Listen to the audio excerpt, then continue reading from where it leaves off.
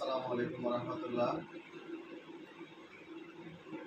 কুল্লু নাফসিন যায়কাতুল মাউত, সাদাকাল্লাহু আযীম।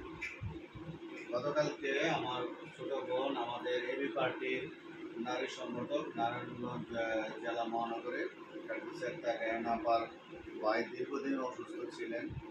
আমরা জানতাম, দোয়া করেছি। গতকালকে আল্লাহর ডাকে সাড়া দিয়ে তিনি পৃথিবীর প্রোগ্রাম শেষ করে আল্লাহর জিম্মায় চলে গেছেন। আমরা ভাইয়ের বিধি যাত্রার মাগফিরাত কামনা করি। গতকালকে আমি যখন জানতে পেরেছি ততক্ষণে জানাজা সম্পন্ন হয়ে গেল, তো আর আসতে পারি নাই।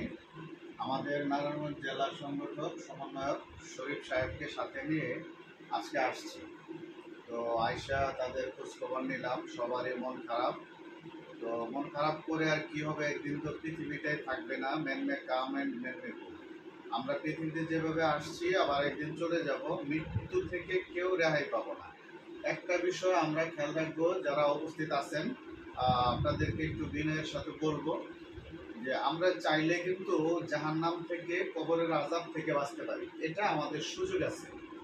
কিন্তু মৃত্যু থেকে কেউ বাঁচতে পারবো না। মরণ থেকে আল্লাহ বলছে আইনামা তাকুনু ইউদরিকুমুল মাউত ওয়ালাউ কুনতুম ফি বুরুজিন মুশাইয়াদা, যে তুমি যদি চাও মৃত্যু থেকে বাঁচতে, মৃত্যু থেকে পালাতে, আসমানে তুমি সিঁড়ি লাগাইয়া পালাও, কিন্তু সেখানেও মৃত্যু তোমাকে পাকড়াও করবে।